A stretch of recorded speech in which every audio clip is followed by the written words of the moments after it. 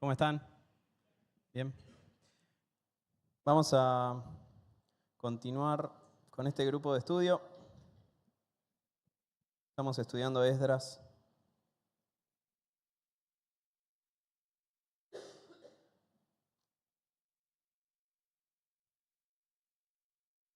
Esdras capítulo 2.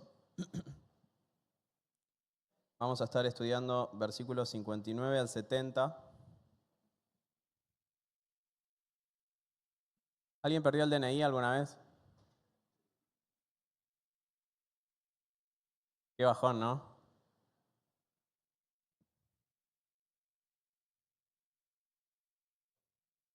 ¿Qué tendrá que ver? Ahora lo vamos a ver.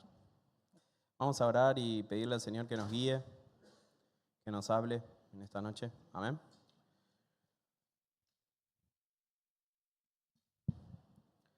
Padre, Señor, gracias por esta noche, gracias por tu amor, tu presencia, tu misericordia, tu gracia. Padre, te ruego que nos hables, Señor, que tu palabra nos enseñe, Señor, que tu palabra nos instruya, que tu palabra nos guíe al arrepentimiento, que tu palabra nos transforme a la imagen de tu Hijo. Señor, y que podamos apreciar el día de hoy que eres el mismo. Eres el mismo hoy y en estas páginas. Eres el mismo y tu carácter no cambia. Y podemos confiar en eso, Señor. Podemos encontrar seguridad en que tú eres el mismo hoy, ayer y por los siglos, Señor. Tu amor no cambia, tu justicia no cambia, tu santidad no cambia. Y Señor, te ruego que hables a nuestro corazón. Que sea tu palabra, Señor, hablando a nuestras vidas. Necesitamos escuchar tu voz y ser alimentados por tu Espíritu. Y necesitamos comprender tu palabra para esto. Por eso te rogamos que ilumines nuestra mente y nuestro corazón. Y toda la gloria sea para ti, Padre, en el nombre de Jesús. Amén. Vamos a continuar con el capítulo 2. Venimos de una lista donde se mencionan a los levitas que regresaron del exilio, a los jefes de las casas paternas, a los cantores, a los sacerdotes, a los siervos de Salomón que quedaron en el exilio. Y ahora viene el final de esta lista, ¿sí? Lo que queda, básicamente. ¿Qué pasó? Vamos a leer. Dice el versículo 59, estos fueron los que subieron, ya está hablando de otro grupo, ¿no? De este grupo nuevo que vamos a ver hoy. Estos fueron los que subieron de Tel Mela, Tel Arsa, Querub, Adán e Imer, que no pudieron demostrar la casa de sus padres ni su linaje, si eran de Israel. Los hijos de Delaía, los hijos de Tobías, los hijos de Necoda, 652. Y de los hijos de los sacerdotes, los hijos de Abaía, los hijos de Cos, los hijos de Barzilai, el cual tomó mujer de las hijas de Barzilai Galaadita y fue llamado por el nombre de ellas. Estos buscaron su registro de genealogías y no fue hallado, y fueron excluidos del sacerdocio. Y el gobernador les dijo que no comiesen de las cosas más santas hasta que hubiese sacerdote para consultar con Urim y Tumim. Toda la congregación unida como un solo hombre era de 42.360, sin contar sus siervos y siervas, los cuales eran 7.337, y tenían 200 cantores y cantoras. Sus caballos eran 736, sus mulas 245, sus camellos 435, asnos 6.720. Y algunos de los jefes de casas paternas, cuando vinieron a la casa de Jehová que estaba en Jerusalén, hicieron ofrendas voluntarias para la casa de Dios, para reedificarla en su sitio. Según sus fuerzas dieron al tesorero de la obra 61.000 dracmas de oro, 5.000 libras de plata y 100 túnicas sacerdotales. Y habitaron los sacerdotes, los levitas, los del pueblo, los cantores, los porteros y los sirvientes del templo en sus ciudades, y todo Israel en sus ciudades. Entre lo que pasó en el capítulo 1 hasta acá, hasta este texto que acabamos de leer, vamos a tratar de resumir para poder entrar en el tema de hoy, que la reconstrucción del templo de Israel necesitaba de recursos, para tratar de resumirlo hasta ahora. Necesitaba recursos de tres clases diferentes. Necesitó de recursos divinos, necesitó de recursos humanos y necesita de recursos materiales. Vimos los recursos divinos, porque desde el capítulo 1 vimos que Dios proveyó sus recursos divinos. Despertó el corazón de Ciro, despertó el corazón de Israel para que se levanten, para que vayan, después de haber estado 70 años, después de haberse acomodado, cuando al fin ya se sentían cómodos, había que despertar a este pueblo para que vuelvan a una tierra destruida, arrasada, a reconstruirla. Bueno, Dios proveyó sus recursos divinos, ¿no? Él despertó el espíritu de estos hombres, inclinó el corazón del pueblo de Israel hacia Él, de vuelta. Y otros recursos divinos que vamos a ver en Esdras y Nehemías es que Él le fue mandando profetas para animarlos, para recordarles la fidelidad del Señor, el amor del Señor. Y esos recursos divinos no faltaron ni van a faltar. Estuvimos viendo recursos humanos, los jefes de las casas paternas, los sacerdotes, los levitas, los cantores, los porteros. Esto es lo que estuvimos viendo hasta ahora con Raúl, con Jorge. Y hoy vamos a terminar de ver estos recursos humanos que había y los recursos materiales que acabamos de leer, ¿no? Lo que se proveyó materialmente para la reconstrucción del templo. Con estos tres recursos el Señor va a levantar nuevamente el templo, va a levantar nuevamente la adoración a Él. Pero esto que acabamos de leer, esto que vimos, es un evento que quisiera que lo analicemos bien en detalle, ¿sí? Hoy vamos a ver estos dos puntos, recursos humanos, parte final, y recursos materiales. Pero que lo analicemos bien porque este evento nos va a mostrar cosas del carácter de Dios, nos va a mostrar cosas de cómo Dios realiza su obra, ¿sí? Cómo Dios quiere que se realice su obra. Dice el versículo 59, este último grupo fueron los que subieron de Tel-Mela, Tel-Arsa, Querub, Adán e Imer, que no pudieron demostrar la casa de sus padres ni su linaje, si eran de Israel. El versículo 62 dice que buscaron su registro de genealogías y no fue hallado. Tenían problemas de papeles estos. Eran indocumentados. Eran inmigrantes ilegales, ¿no? Tenían un problema con el DNI. Lo habían perdido, ¿no? Nadie sabía de qué familia venían, de quiénes eran sus ascendientes. Y ahí empiezan los problemas, ¿no? Siempre que se pierde un documento, siempre hay un problema. Me acordaba, yo una vez tuve un problema cuando fui a anotar a Emma, creo, o a Sofía. Mi DNI dice Esteban Emanuel con una M. El registro dice Esteban Emanuel con 2 M. Y bueno, tuve que tener una discusión, porque no me querían anotar a las nenas, pero la discusión escaló a un punto ilógico donde me decían, vos no sos vos. Vos no sos vos, porque vos no sos vos. Porque acá dice Manuel con una M y vos sos Emanuel con 2 M. Y yo ¿qué le respondía yo? Yo soy yo. No, pero vos no sos vos. Y era un ida y vuelta ilógico, pero así empiezan los problemas, ¿no? Cuando uno pierde documentos, y esto le pasó a estos hombres, a estas mujeres, a estas familias. Habían venido del exilio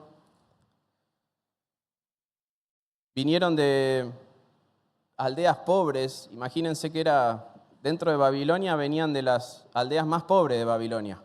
Estas ciudades, Tel Mela, Tel Arsa, eran una significaba montón de sal, otra montón de árboles, como que así los tenían identificadas a esas aldeas. Ya hay muchos árboles, pero gente pobre, muy desposeída. De ahí venían estas personas. Y puede que tratemos de ponernos en la mente o en el lugar de estas personas. ¿Por qué venían? ¿No? ¿Por qué?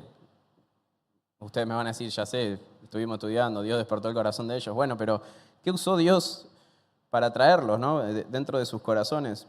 Y puede ser por muchas cosas. Quizá venían por amor a su nación, de querer verla restaurada de vuelta, puede ser. Quizás venían de vuelta porque de verdad, sinceramente, tenían una devoción a Dios. Querían volver a adorar a Dios en el templo. Puede ser.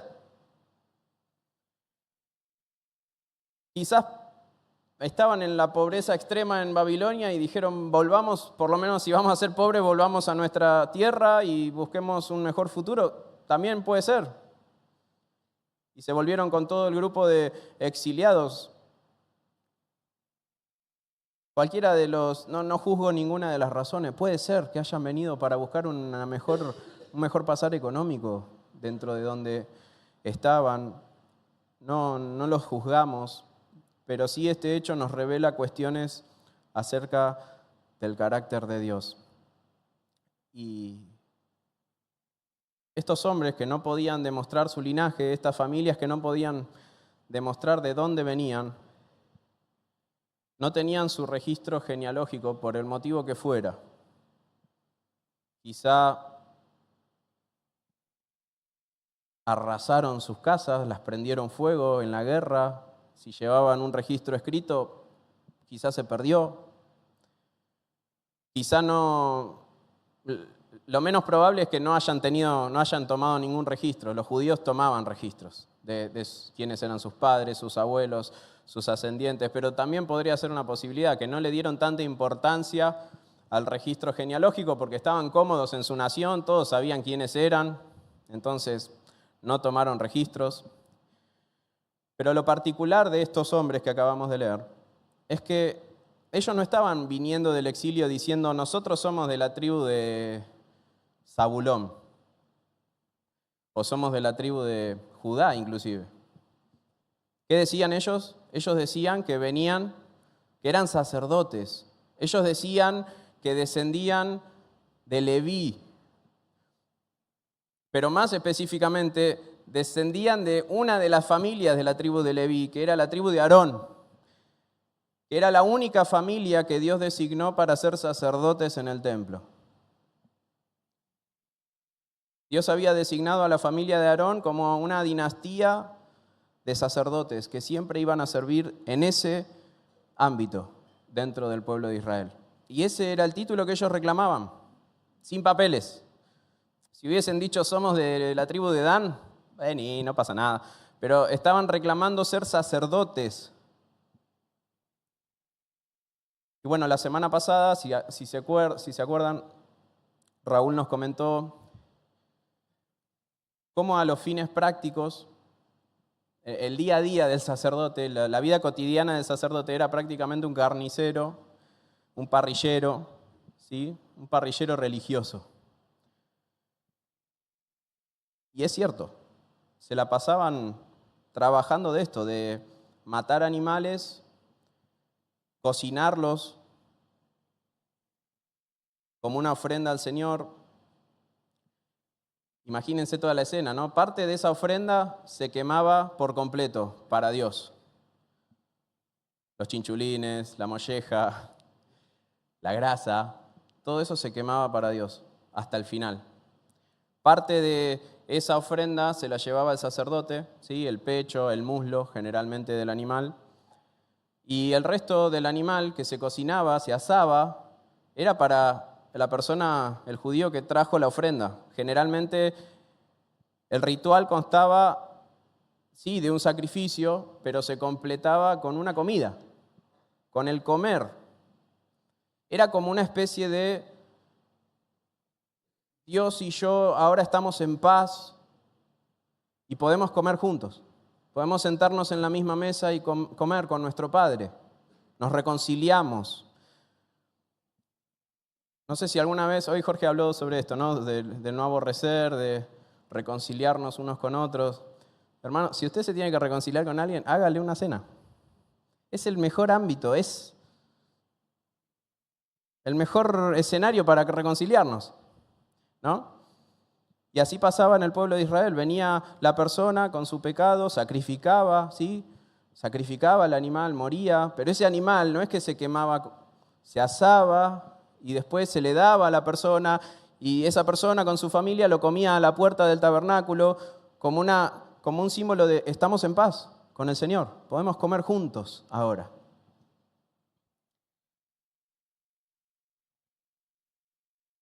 Piensen en esto. Los levitas y los sacerdotes no tenían tierra.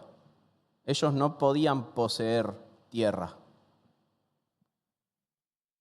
Pero participaban de todos los frutos de la tierra. Piensen en eso. De todo lo que Israel plantaba, de todo lo que Israel hacía, de toda la actividad económica de Israel, ellos se beneficiaban, ¿no? De una parte. Las personas traían sus primicias como una ofrenda al Señor, pero nosotros nos imaginamos en nuestra cabeza, bueno, todo eso se quemaba. No, no se quemaba, eso se guardaba, una parte se quemaba para el Señor, pero los sacerdotes tomaban su parte que el Señor les había dado, las tortas de harina, de las primicias, de la piel de los animales para hacerse vestidos. Iban tomando lo que les correspondía, iban viviendo de todo el esfuerzo que Israel hacía durante todo el año, ¿no? Y se servían de esos frutos, y se servían de los sacrificios. No es que no hacían nada los sacerdotes, sí, tenían un trabajo importante, era un trabajo espiritual. Quizá no era tanto físico su trabajo, pero era espiritual, era muy importante. Los tenía que mantener conectados a Dios los sacerdotes, era muy importante su trabajo.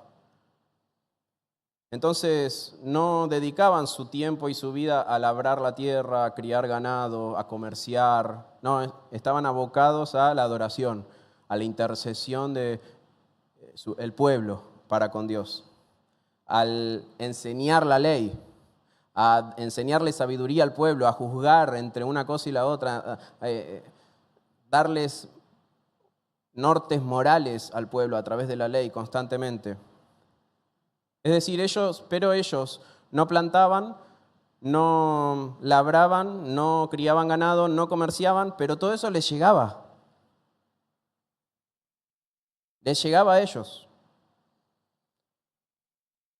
Entonces, esta vida, si bien tenía una responsabilidad muy grande, también tenía este privilegio, ¿no? Este privilegio de que la riqueza de Israel venía hacia ellos. Ellos no la iban a buscar.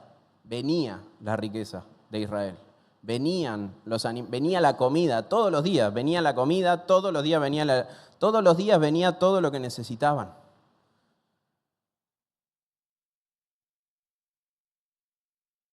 Esta vida privilegiada en ocasiones no la supieron valorar, en ocasiones se les subió a la cabeza. Esta vida privilegiada en ocasiones los hizo soberbios, los hizo avaros, los hizo orgullosos, ¿no? Tenía su riesgo. Bueno, esa vida es la que estaban reclamando estos hombres. Ellos querían ser sacerdotes y decían venir de los sacerdotes. Por un lado, la labor más sagrada que se realizaba en el pueblo de Israel y por el otro lado, la vida más privilegiada que se podía tener en el pueblo de Israel. Y un detalle, fíjense, por ejemplo, les doy un detalle. Imagínense, ustedes son los que van a asignarle a estas personas su nacionalidad, ¿no? Y y vienen y les dicen, "No, queremos ser diputados y senadores", básicamente. Eso queremos ser, nosotros queremos ocupar ese lugar. Y fíjense este detalle en el versículo 61. De los hijos de los sacerdotes, los hijos de Abaía, los hijos de Cos, los hijos de Barzilai, el cual tomó mujer de las hijas de Barzilai Galadita, y fue llamado por el nombre de ellas. Este fue un sacerdote que se ve que se enamoró de una de las hijas de Barzilai. Barzilai fue un hombre que ayudó al rey David. Era un hombre riquísimo, tenía recursos por todos lados, y cuando David estaba huyendo de Absalón, él lo ayudó. Él le dio recursos, le dio un montón de cosas para mantener a su ejército, para mantenerlo a él. Lo ayudó, fue la mano. ¿Vieron esa persona que les da la mano de su vida? Ese fue Barzilai para David. David siempre recordó a este hombre. Y uno de estos sacerdotes se habrá enamorado de la hija de Barzilai y decidió dejar de llamarse como de la casa de sus padres sacerdotes. Él quiso identificarse con Barzilai, su suegro, al punto de que es llamado hijo de Barzilai, como si le hubiese pedido a Barzilai que lo adopte. Entonces uno podría pensar, ¿y por qué hiciste esto? ¿Querías una herencia? ¿Querías que te quede algo para vos? ¿Desprestigiaste o despreciaste tu linaje sacerdotal para identificarte con un hombre simplemente muy rico? Imagínense, todas estas cosas se está escuchando el gobernador, ¿no? Queremos ser sacerdotes, yo soy de la casa de Barzilai, pero Barzilai no es sacerdote, no, pero era rico y raro. Pero bueno, quizá era totalmente cierto que eran descendientes de los sacerdotes. Quizá eran el nieto más directo que Aarón tuvo, no lo sabemos. Seguramente, quizá merecía ese lugar del sacerdocio y quizá reclamaban ese lugar y quizá reclamaban ese estatus y tenían todo el temor de Dios para hacerlo. Puede pasar. No digo que tengan malas intenciones ni nada, pero un lugar tan privilegiado y tan sensible para la relación del pueblo con su Dios, ese lugar debía ser probado con la más alta certidumbre. No era para cualquiera. No era para cualquiera por el bien de esa persona, porque si no era descendiente de Aarón, no iba a durar ni un segundo adentro del lugar santísimo. Pero tampoco era apropiado según la ley para todo el pueblo, cómo Dios los iba a bendecir a todos en esta gran empresa que estaban desarrollando. Debía haber un registro. Debía haber una prueba patente, una prueba registral, palpable, pero no la tenían.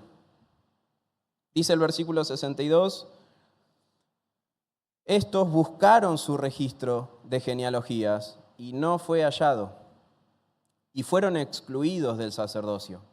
Y el gobernador les dijo que no comiesen de las cosas más santas hasta que hubiese sacerdote para consultar con Urim y Tumim.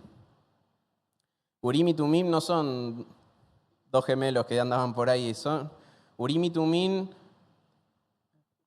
Los teólogos no se ponen de acuerdo a ver qué era exactamente, pero se cree que eran unas piedras que el sumo sacerdote guardaba dentro del pectoral, pegado al pecho, dice la Biblia. Y con esas dos piedras le consultaba al Señor. No se sabe si echaban suerte, a ver qué piedra salía o cuál sacaba, si era por sí o por no. Era para preguntarle cosas a Dios muy sensibles, muy importantes, y era para respuestas de sí o no.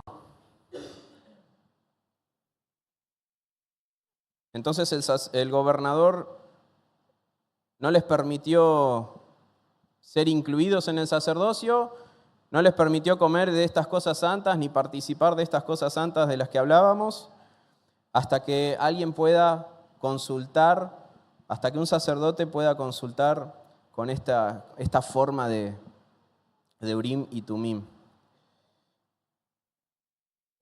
Hermanos, ese mismo evento que pasó hace 2500 años atrás, se repite también hoy en la iglesia. Muchas personas llegan a la iglesia, dicen ser sacerdotes, dicen ser cristianos, que es real sacerdocio, según 2 de Pedro. Se hacen llamar hermanos, cantan los himnos con nosotros y quieren participar de la edificación del templo de Dios, de la casa espiritual de Dios, quieren participar de la obra, pero el problema es que no hay pruebas evidentes de que haya una relación entre estas personas y nuestro gran sumo sacerdote. Estos hombres tenían que probar que tenían una conexión con Aarón, el sumo sacerdote. Y hoy en día pasa exactamente lo mismo. Hay personas que vienen a la iglesia, pero no hay pruebas de que estén conectados a nuestro gran sumo sacerdote, que es Jesús.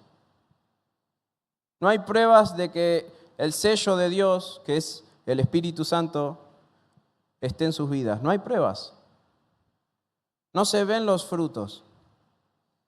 No podemos confirmar verdaderamente que Dios los haya llamado a su reino. No lo podemos confirmar porque no se ve una obra del Espíritu Santo en sus vidas. No se ve el carácter de Jesús cada vez más patente, cada vez más claro en sus vidas. De alguna manera, hoy hay personas en la iglesia, hay personas que vienen a habitar con el pueblo de Dios, a construir el templo de Dios, pero no están escritos, no están registrados. Y esto de estar escritos y estar registrados no es algo que quedó acá en Esdras, es algo que aún en el Nuevo Testamento aparece, esta idea de estar escritos y registrados. Dice Apocalipsis, capítulo 20, y vi a los muertos, grandes y pequeños, de pie ante Dios, y los libros fueron abiertos, y otro libro fue abierto, el cual es el libro de la vida. Y fueron juzgados los muertos por las cosas que estaban escritas en los libros según sus obras. Y el que no se halló inscrito en el libro de la vida fue lanzado al lago de fuego.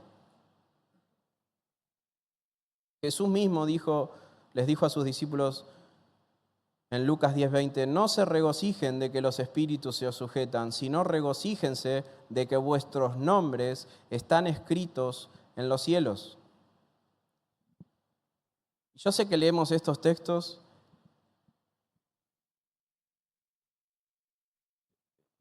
cantamos cuando allá se pase lista, hermoso himno, pero de verdad creemos que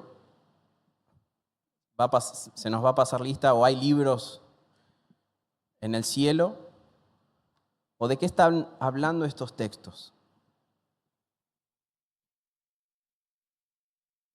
¿Dios necesita libros? ¿Dios necesita registrar cosas para recordarlas?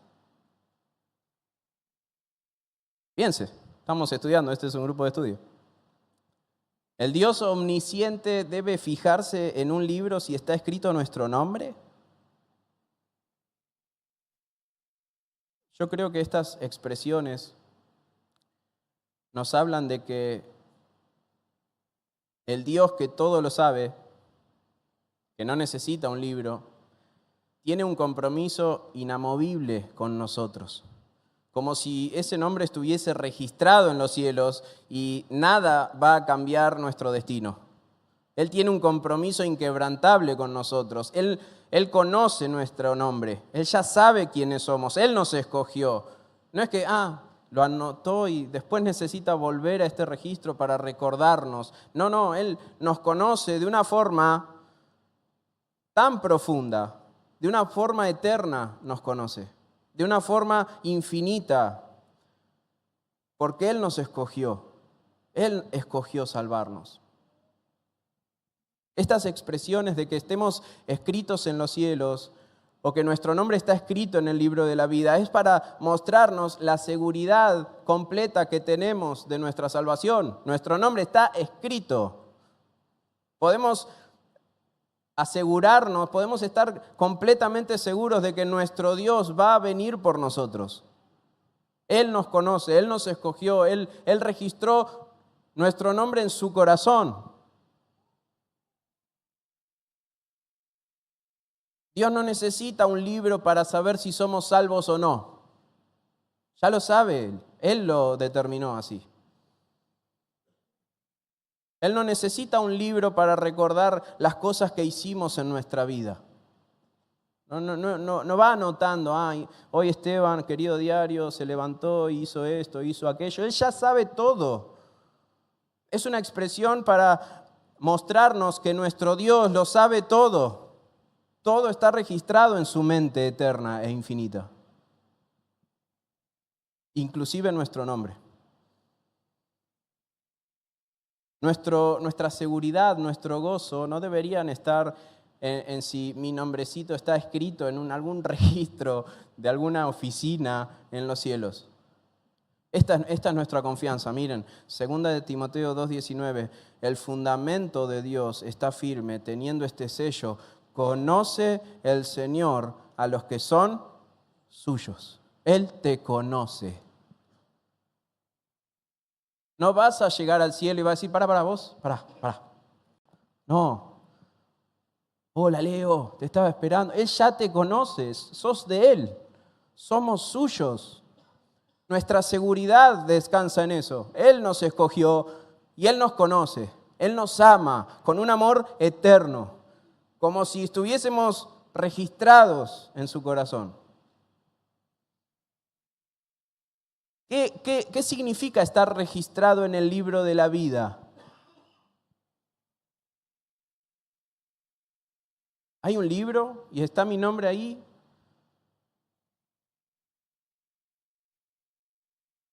¿O será que mi nombre está esculpido en la mano de aquel que es la vida, que es Cristo?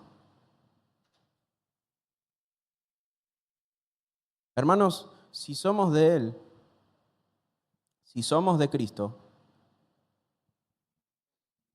eso va a verse clarito en nuestra vida. Tan claro y tan patente como un registro público. Cada día el cristiano se parece más al Señor. Ese registro se hace cada vez más patente. Ese sello se hace cada vez más evidente. Ese hombre es cada vez más humilde, más paciente, más amoroso, más honesto.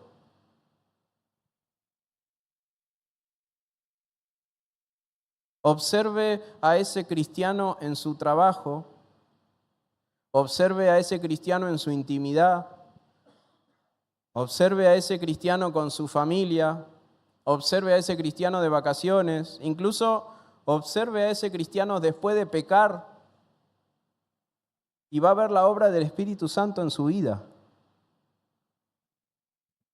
Inevitable la obra, inocultable la obra del Espíritu Santo.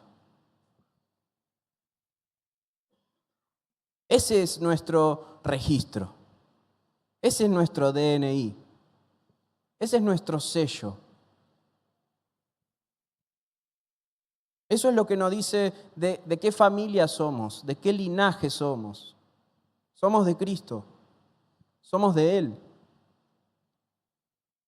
Dice nuestro texto que a estos indocumentados se los excluyó del sacerdocio y se les prohibió participar de las comidas santas, hasta que hubiese un sacerdote que consulte con Urim y Tumim. ¿Saben? Urim, una de estas dos piedras, Urim significa luz, luces. Y la otra, Tumim, significa verdad o perfección. Luz perfecta o verdad iluminadora.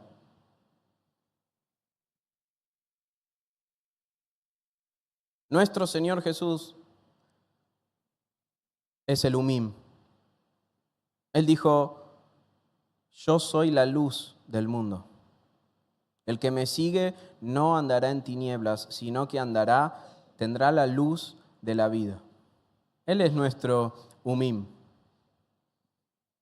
Y Él es nuestro Tumim, nuestra verdad. Él dijo, yo soy el camino y la verdad y la vida. Nadie viene al Padre si no es por mí. El sacerdote tenía que consultar a través de estos elementos para ver si esta persona era un sacerdote o no. Y de la misma manera hoy.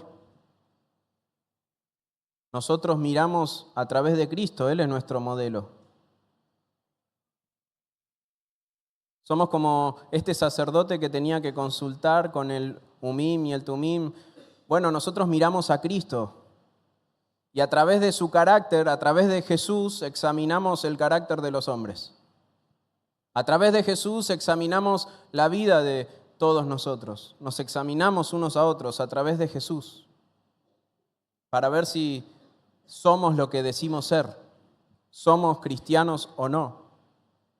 Dijo Jesús, no es buen árbol el que da malos frutos, ni árbol malo el que da buen fruto, porque cada árbol se conoce por su fruto, pues no se cosechan higos de los espinos, ni de las zarzas se vendimian uvas. El hombre bueno, si es bueno,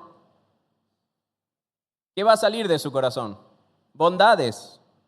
Del buen tesoro de su corazón saca lo bueno. Y el hombre malo, por mucho que se esfuerce por decir yo soy cristiano, yo soy sacerdote, ¿qué va a salir de su corazón? Lo malo. Del mal tesoro de su corazón saca lo malo, porque de la abundancia del corazón habla la boca. Hermanos, en Cristo todos los creyentes ahora son sacerdotes. Y todos los creyentes van al Umim y al Tumim, al modelo, a Cristo, y a través de Él examinan la vida, y examinan a los hombres, y examinan a las personas. Pablo escribió en 2 Corintios 5:16, de manera que nosotros de aquí en adelante a nadie conocemos según la carne. Y aún si a Cristo conocimos según la carne, ya no lo conocemos así. De modo que si alguno está en Cristo, nueva criatura es, las cosas viejas pasaron, he aquí todas son hechas nuevas. Hermanos, los cristianos ya no miramos el mundo a través de los lentes mundanos, corrientes. Miramos la vida y a las personas a través de ¿quién? De Cristo. Ya no conocemos más a nadie de otra manera que no sea a través de Jesús.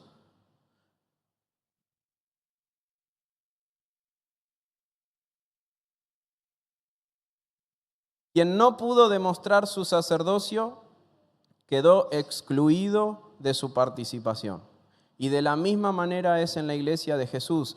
Quien no da frutos dignos de arrepentimiento, quien no muestra el carácter de Jesús brotando naturalmente de su vida, no puede ser considerado parte del pueblo de Dios. No puede.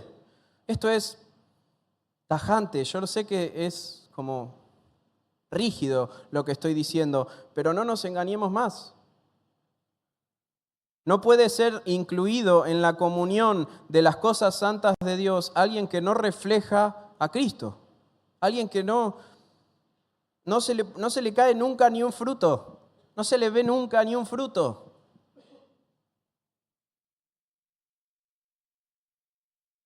Estos no pudieron demostrar que eran sacerdotes y no dijeron, bueno, pero tenés buena pinta, ¿sabés hacerlo? No, fueron excluidos. Es muy importante esto. Pablo dice en 1 Corintios 10, la copa de bendición que bendecimos, ¿no es la comunión de la sangre de Cristo? El pan que partimos, ¿no es la comunión del cuerpo de Cristo?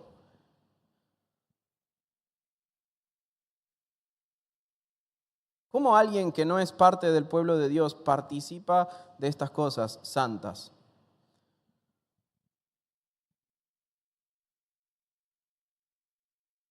Estamos en la clase de membresía hablando de la disciplina de la iglesia.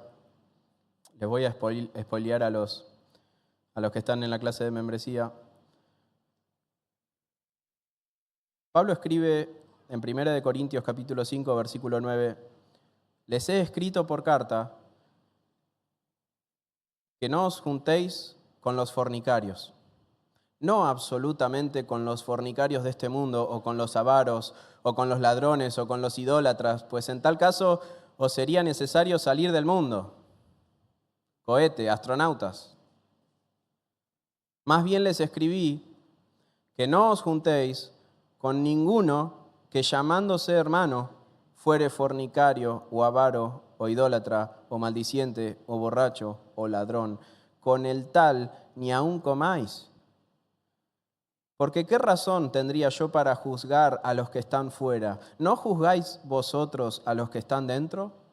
Porque a los que están fuera Dios los va a juzgar. Quiten pues a ese perverso de entre vosotros. ¿Por qué están excluyendo a esta persona de la comunión de la iglesia? ¿Por qué la están excluyendo? Porque dice ser cristiano, se identifica con ellos, pero no vive como un cristiano.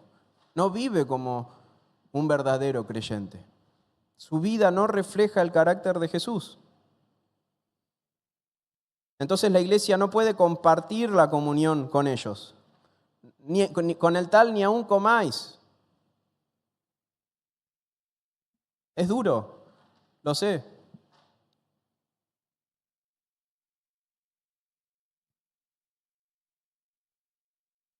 Pablo les escribe a estos mismos corintios, no se unan en yugo desigual con los incrédulos, porque ¿qué compañerismo hay entre la justicia y la injusticia?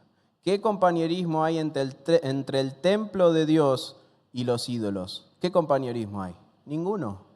De hecho, Pablo les cita este texto, salid de entre ellos y yo los recibiré, dice el Señor. Salgan de en medio de ellos. No se asocien con ellos.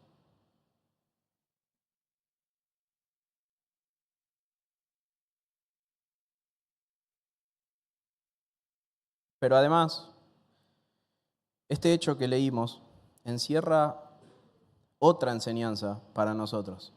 Otra enseñanza sobre el liderazgo de la iglesia. ¿Qué eran los sacerdotes? Estos reclamaban ser sacerdotes. ¿Qué eran los sacerdotes?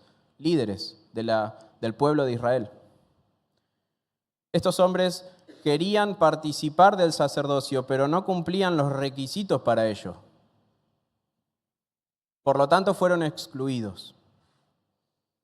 Y yo les hablé al principio, no sabemos las razones por las que están ahí. Pueden ser buenísimas las razones, pueden ser las mejores intenciones, puede ser el temor de Dios y una devoción al Señor y un amor por su patria y por su nación.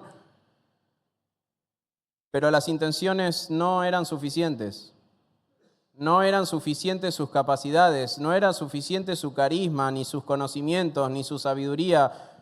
No se sabe si descendían de Aarón, no son sacerdotes. Y hermanos, los sacerdotes del pueblo de Israel, no eran más israelitas que los otros israelitas. Eran tan israelitas los sacerdotes como los de Judá, los de Zabulón, los de Neftalí. Eran todos israelitas. Pero el Señor les había encomendado a estas personas el liderazgo espiritual del pueblo de Dios. Y en la iglesia funciona de la misma manera. El Señor ha establecido a cristianos que son tan cristianos como todos los cristianos, pero el Señor los ha llamado a servir. Escuche bien, a servir, no a ser servidos. Los ha llamado a servir a sus hermanos, teniendo un liderazgo espiritual. Efesios 4:11 dice que Cristo mismo constituyó a unos apóstoles y a otros profetas y a otros evangelistas y a otros pastores y maestros, a fin de perfeccionar a los santos para la obra del ministerio, para la edificación del cuerpo de Cristo. Él constituyó estos líderes para que sirvan a los santos para la edificación del cuerpo de Cristo, en términos de Esdras, para la edificación del templo. Hebreos 13:7 dice, obedezcan a vuestros pastores y sujétense a ellos, porque ellos velan por vuestras almas como quienes han de dar cuenta, para que lo hagan con alegría y no quejándose, porque esto no os es provechoso. Es decir, hay cristianos que Dios llama al liderazgo para servir a los hermanos de la iglesia. Pero este liderazgo tiene requisitos. Y tiene requisitos excluyentes. Al igual que lo que le está pasando a Barzilai y a todos estos. Pablo escribió a Timoteo en su primera carta, palabra fiel, si alguno anhela obispado, si alguno anhela ser pastor, buena obra desea, pero es necesario que el obispo sea irreprensible, marido de una sola mujer, sobrio, prudente, decoroso, hospedador, apto para enseñar, no dado al vino, no pendenciero, no codicioso de ganancias deshonestas, sino amable, apacible, no avaro, que gobierne bien su casa, que tenga a sus hijos en sujeción con toda honestidad, pues el que no sabe gobernar su propia casa, ¿cómo cuidará de la iglesia de Dios? No un neófito, no sea que envaneciéndose caiga en la condenación del diablo. También es necesario que tenga buen testimonio de los de afuera, para que no caiga en descrédito y en lazo del diablo. Estos son los requisitos. ¿Ve lo que dice el primer versículo? Si alguno anhela obispado, buena obra desea. Pero, ¿ven ese pero ahí? El versículo 2. Pero, ¿qué significa ese pero? Significa que el anhelo del versículo 1 no es suficiente. El que anhela obispado, buena obra desea, es buenísimo lo que quieren hacer, pero, y eso ya me marca como insuficiente el anhelo. Desearlo no es suficiente. Las mejores intenciones no son suficientes. Los deseos de servir no son suficientes. Hay requisitos. Y, hermanos, ¿cuántos pastores de iglesia deberían ser excluidos del pastorado hoy mismo? Si hoy tamizáramos la vida de ciertos pastores a través de este texto, ¿cuántos quedarían? De todas las iglesias y cosas que vemos a nuestro alrededor. No digo que no sean cristianos, No digo que no sean cristianos. Seguramente lo sean, pero sus vidas no califican para este servicio. Por este texto no son pastores, por este texto. Algunos son pastores porque tienen la habilitación de una institución humana con una fotito 4x4 y una firma que dicen que son pastores, pero esto no significa nada si estas personas no satisfacen estos requisitos. No significa nada,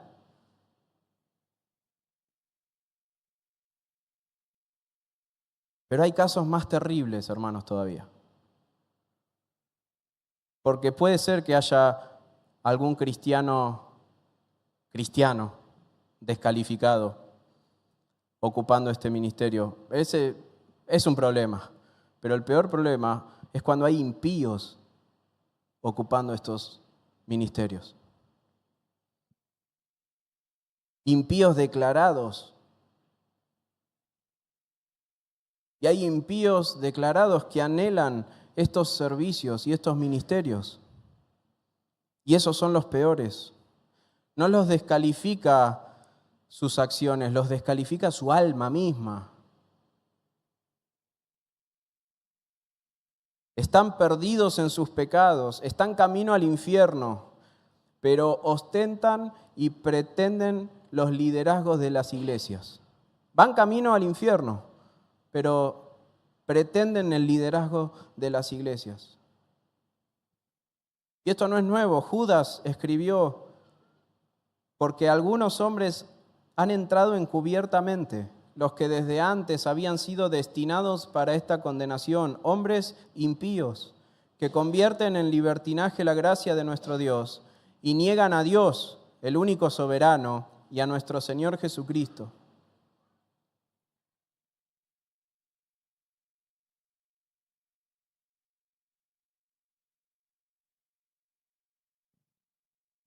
Quería leerles una cita de Spurgeon que es espectacular, pero no tenemos tiempo, hermanos. Pero Spurgeon básicamente dice, le escribe un libro a sus estudiantes con discursos para sus estudiantes.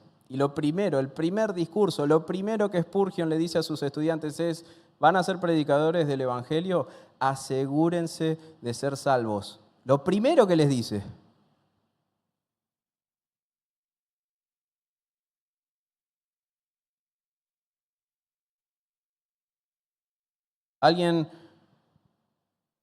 Un impío que quiera predicar el Evangelio es como un mudo nombrado profesor de canto, o un sordo a quien se le pide que juzgue sobre armonías.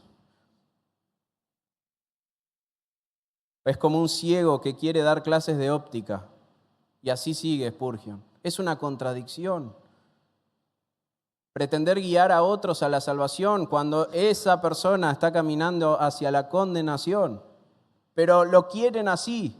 Quieren ocupar esos lugares porque es un privilegio. ¿Sí?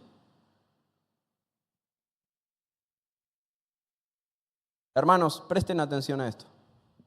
Tener éxito económico no te convierte en pastor. Ser elocuente y lleno de carisma no te convierte en pastor. Ser bueno para organizar personas o proyectos no te hace pastor. El pastorado comienza como un llamado de Dios al corazón de un cristiano íntegro y humilde. Así comienza el pastorado. El que anhela obispado, ¿quién pone ese anhelo en el corazón? Dios. Así comienza el llamado pastoral. Un llamado de Dios a un cristiano íntegro y humilde. ¿Llamado para qué? Para velar por las almas de otros. Para cargar el peso de las almas de otros hijos de Dios. Es durísimo el trabajo, igual que el de los sacerdotes. Pero Dios pone ese deseo en el corazón. Pero hay requisitos. El liderazgo bíblico es más que la erudición y la exégesis. El liderazgo bíblico es más que coordinar tareas, es más que subir a un púlpito a explicarle a los demás cómo deben vivir. Es más que eso. Aquellos que son llamados por el Señor al liderazgo son llamados a sentir un poquito del peso indescriptible que tiene un alma.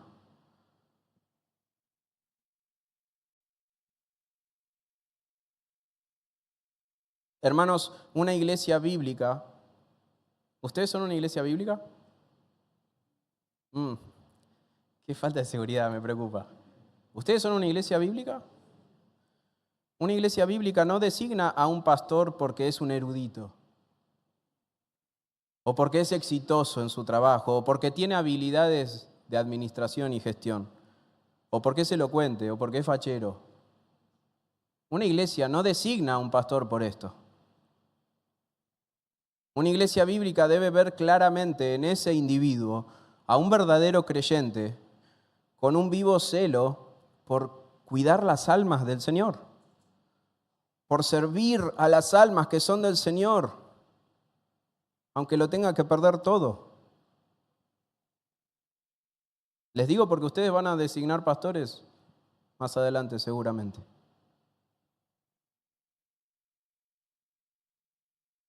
Bueno, estos son los recursos humanos que tenía el pueblo. Y ahora los recursos materiales. Dice el versículo 68, y algunos de los jefes de casas paternas, cuando vinieron a la casa de Jehová que estaba en Jerusalén, hicieron ofrendas voluntarias para la casa de Dios, para reedificarla en su sitio. Es decir, para edificar el templo de Dios, para edificar el culto al Señor. Se necesitan recursos divinos, recursos humanos y recursos materiales. Y acá están. Y así es como siempre se realiza la obra del Señor, hermanos, con ofrendas voluntarias. ¿Qué dice este texto? Algunos de los jefes de casas paternas, cuando vinieron a la casa de Jehová que estaba en Jerusalén, hicieron ofrendas como voluntarias para la casa de Dios, para reedificarla en su sitio, según sus fuerzas. Dieron al tesorero, a Jorgito. Ahí había un Jorgito por ahí dando vuelta. Voluntarias, ofrendas voluntarias y según lo que tenían. Qué hermoso que es el Señor. Cuando estudiaba este texto, hermanos, qué hermoso que es nuestro Dios. No es un tirano que nos despoja hasta de lo que no tenemos para construir su culto, para construir su reino. Antes de que les pase todo lo que les pasó, sí eran tiranos. Les exigían a sus hijos, les exigían sus tierras enteras. ¿Ustedes creen que los padres entregaban voluntariamente a sus hijos a Moloc? No, se los arrancaban de los brazos. Esto eran órdenes de arriba.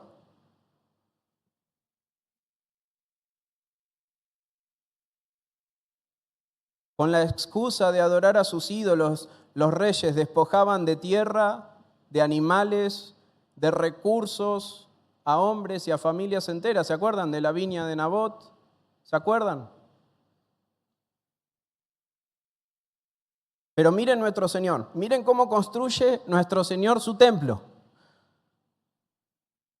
Hicieron ofrendas voluntarias para la casa de Dios, según sus fuerzas.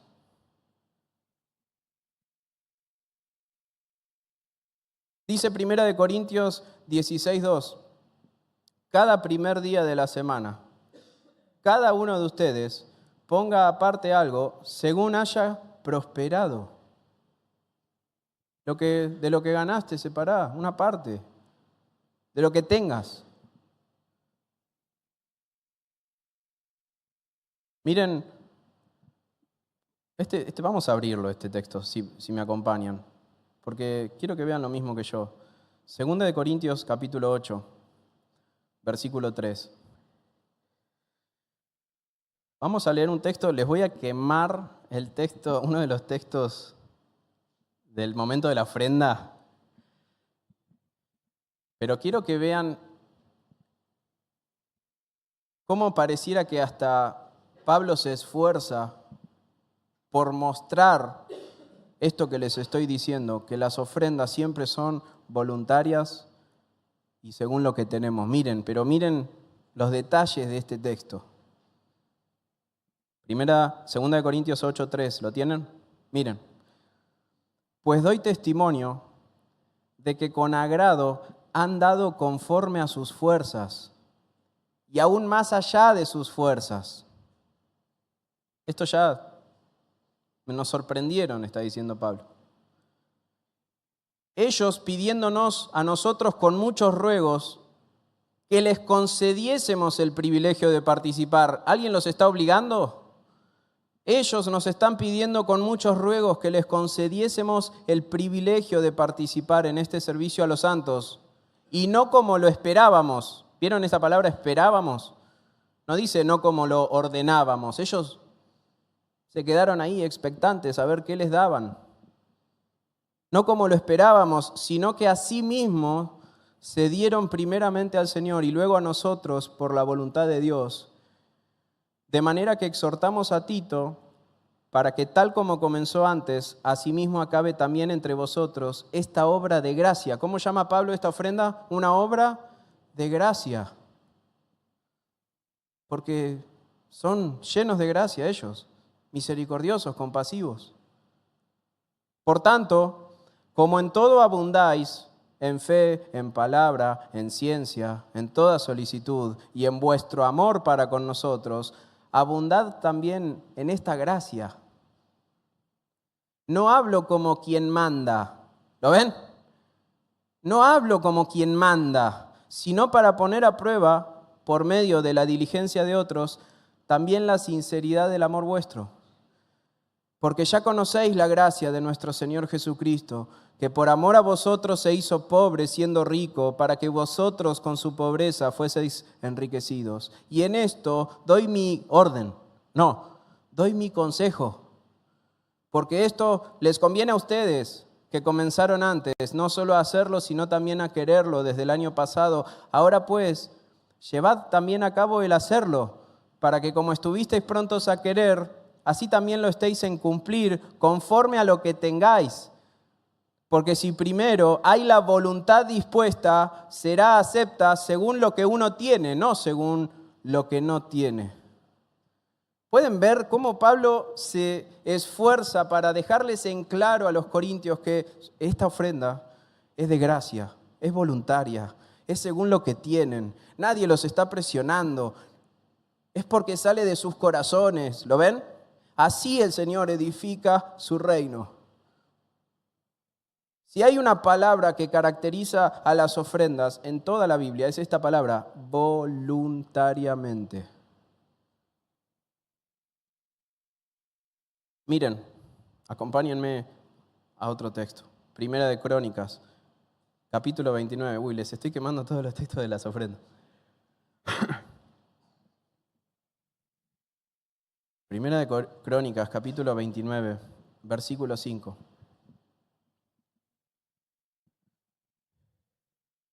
Oro, pues, para las cosas de oro, y plata para las cosas de plata, y para todas las obras de la mano de los artífices. ¿Y quién quiere hacer hoy ofrenda voluntaria a Jehová?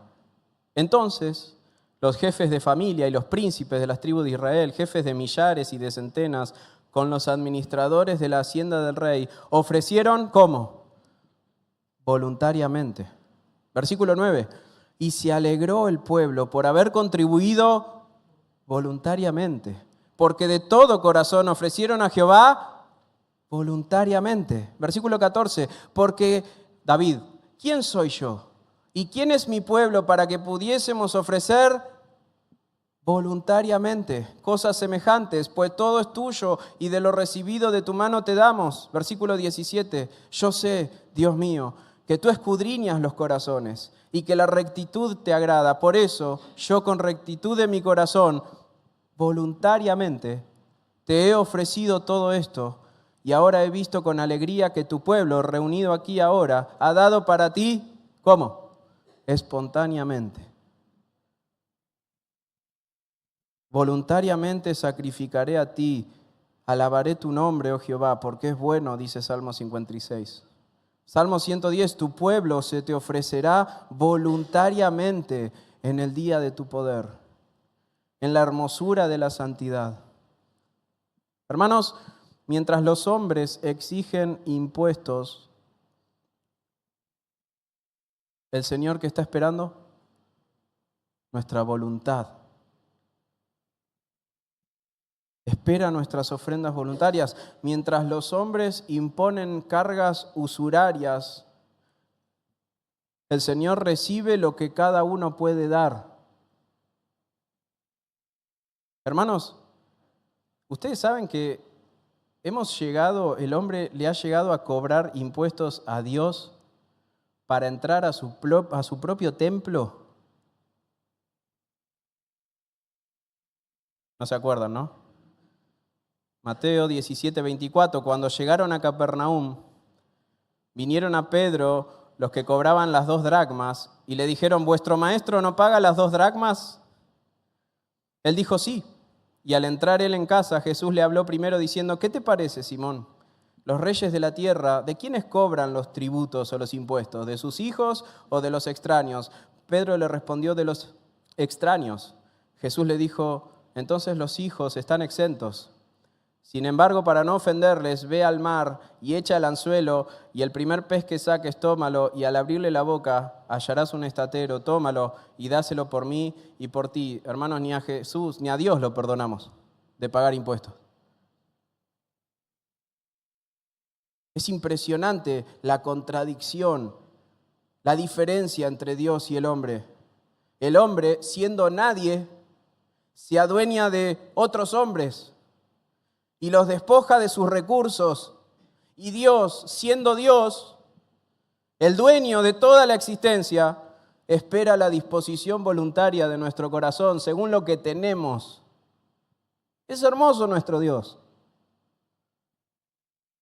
O no, la hermosura del Señor no solo está en cómo Él obtiene sus recursos. ¿Es glorioso o no? Un pueblo que voluntariamente da según lo que tiene y el Señor lo recibe. No es solamente eso lo glorioso es en qué se gasta el Señor todos esos recursos. Salmo 68:5. Padre de huérfanos y defensor de viudas es Dios. Dios hace habitar en familia a los desamparados. Saca a los cautivos a prosperidad. ¿En qué gasta Dios? Pablo le escribe a Timoteo, honra a las viudas que en verdad lo son. Honrar es sostener económicamente. Romanos 12:13, compartiendo para las necesidades de los santos, practicando la hospitalidad. Santiago 1:27, la religión pura y sin mácula delante de Dios el Padre es esta, visitar a los huérfanos y a las viudas en sus tribulaciones y guardarse sin mancha del mundo. Es hermoso. Dios no se gasta nuestros recursos en yates, en viajes al exterior, en mansiones, en hoteles en el sur, en cascadas. Él pone todos sus recursos para el bien de sus hijos, para las necesidades de sus siervos, para la extensión de su salvación. Él usa sus recursos para extender su salvación al mundo, hermanos. Por eso existen asociaciones misioneras, por eso existen los misioneros. Los recursos de Dios van para extender su salvación al mundo. No para hacerse una mansión más grande, no para comprarse una Ferrari. Usa sus recursos para la edificación de hombres y mujeres íntegros, santos, honestos. Usa sus recursos para el cuidado de los enfermos, de los pobres, de los desposeídos, de los huérfanos, de las viudas, de los desprotegidos.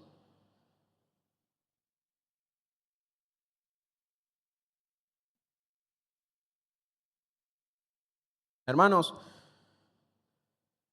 la más gloriosa posesión que Dios tenía, la entregó en favor nuestra.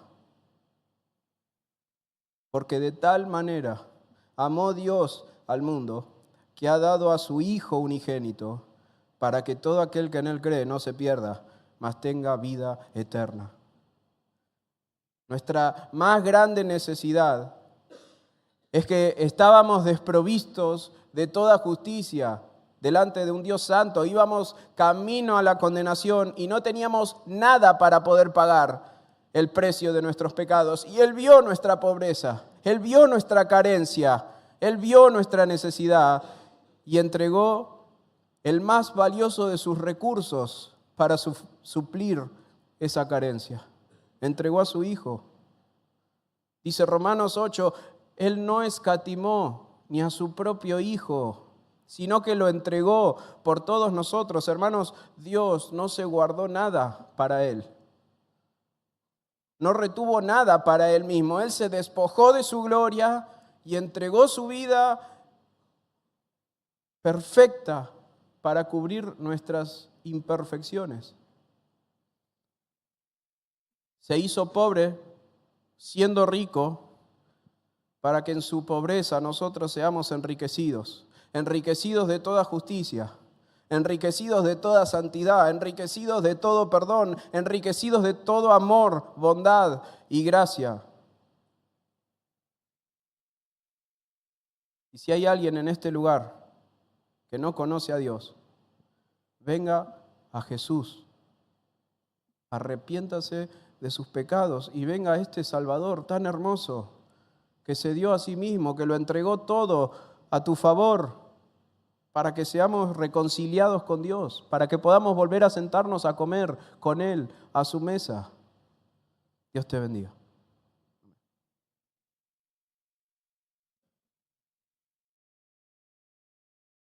Grande, alabamos y servimos. Hermanos, antes de estar orando, quería recordarles, primeramente, el que anunciamos el domingo pasado, el casamiento de Dan y Julia. No se olviden, ellos van a contraer matrimonio el sábado 15 de agosto a las 15:30 y querían, luego de la ceremonia, invitar a todos aquellos hermanos que quieren compartir con ellos a pasar un agasajo, compartir unos alimentos, pasar un tiempo con ellos. Pero para esto hay que tener una organización, porque no se sabe cuántos hermanos pueden y quieren estar.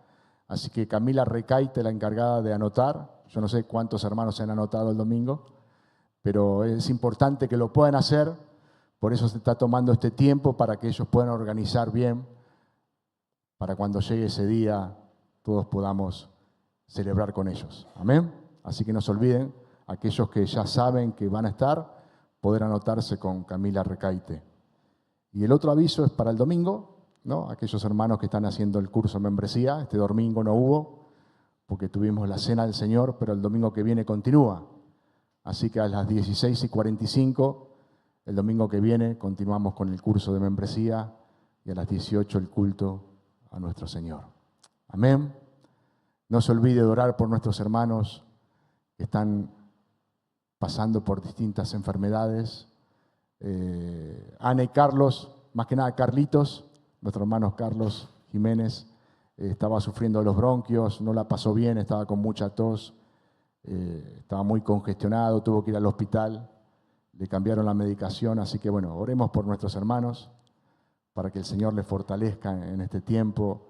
Está haciendo mucho frío, ¿no? Y muchas veces los que más padecen son los más chicos y los más grandes. Así que oremos por nuestros hermanos para que el Señor guarde sus vidas y les cuide, les fortalezca en este tiempo. Y no se olvide de aquellos hermanos nuestros que muchas veces no pueden congregarse. No los vemos, ¿no? A Pino, a Anabela, a María Herrero, a Marcos. Marcos ha venido un tiempo como podía, esforzándose, ahora ya casi que no puede venir. Oremos por sus vidas, hermanos. Por más que no puedan estar acá con nosotros, son parte de su iglesia, son parte de su cuerpo. Oremos por ellos para que el Señor les sostenga y les fortalezca en este tiempo tan difícil. Amén. Vamos a darle gracias al Señor en esta noche.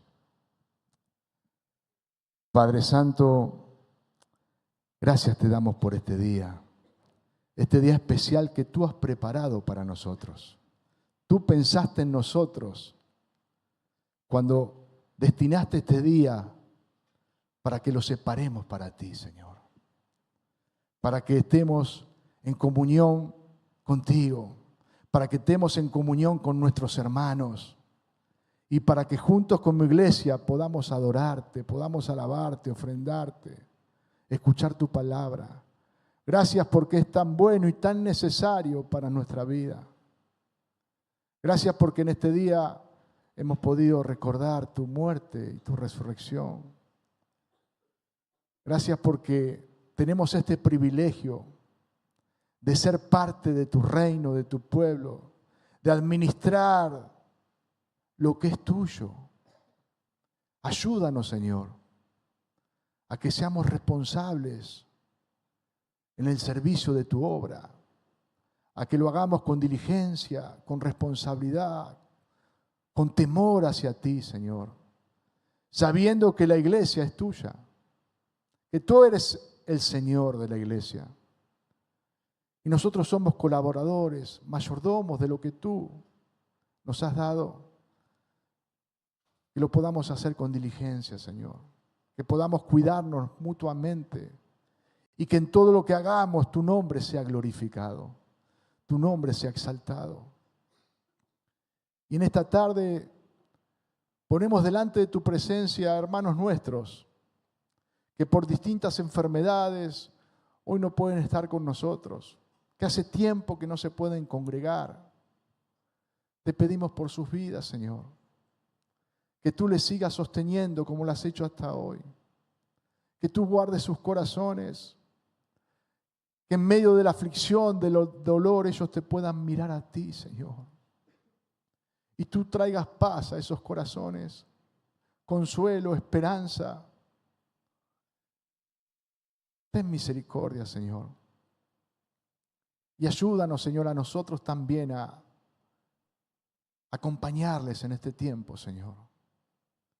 Que a través de nuestras vidas ellos te puedan ver a ti también, Señor.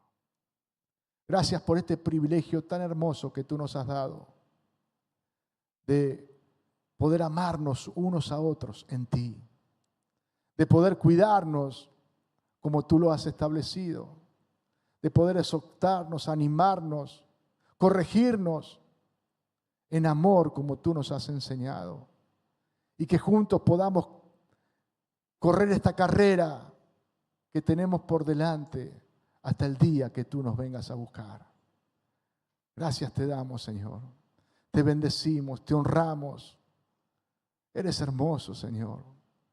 Esperamos tu venida. Anhelamos tu venida. Despídenos con tu paz en esta tarde. Con esa paz que sobrepasa todo entendimiento, que solamente proviene de ti. Alabado seas por siempre. En el nombre de Cristo Jesús oramos. Amén. Saluda a su hermano.